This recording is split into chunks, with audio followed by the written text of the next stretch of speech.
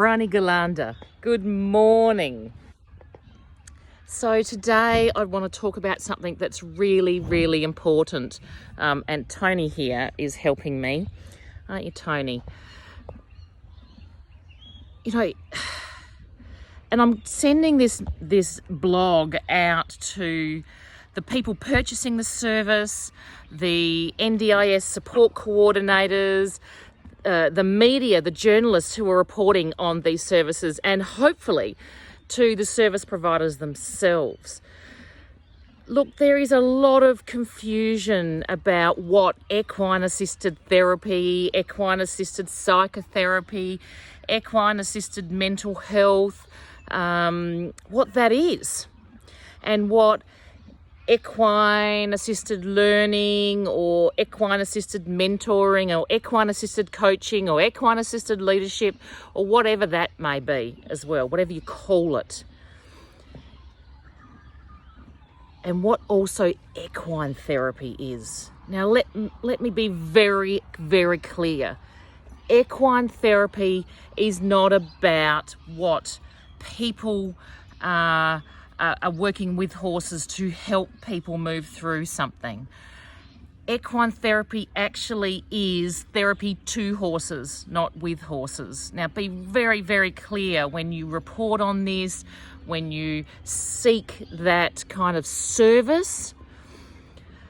Equine-assisted psychotherapy or equine-assisted therapy or equine-assisted mental health can only be delivered by someone with a mental health qualification or who has a mental health specialist working with them at that time.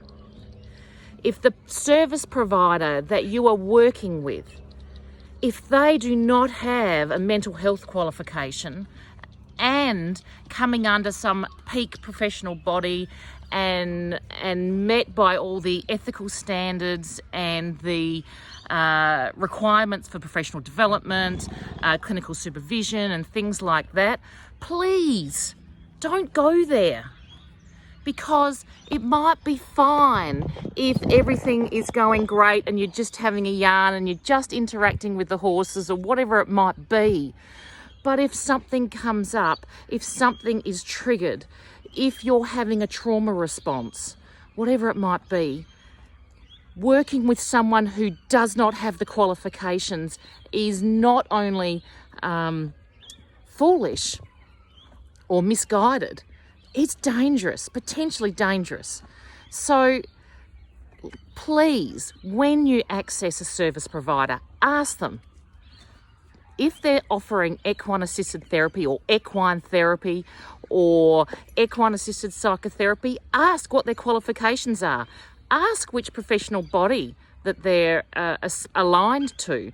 And hopefully they're not just someone with a mental health qualification, but they've also got some form of certification with a equine-assisted trainer as well. So someone who is trained in operating, in providing a theoretical framework that involves horses rather than just a mental health therapist adapting a mental health theoretical framework to fit with horses.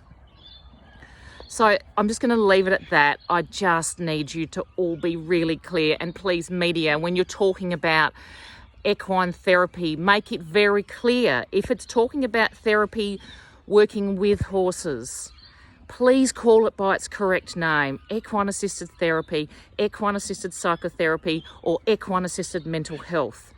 We need to educate the wider community, and we also desperately need a peak body that actually encompasses equine-assisted psychotherapy or equine-assisted mental health, so that we can have regulations within Australia especially.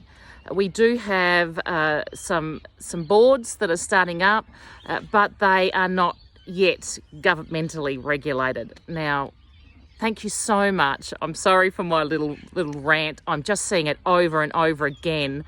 And I think it's really for the safety of clients, for the people accessing the service, it's really important that you ask those questions.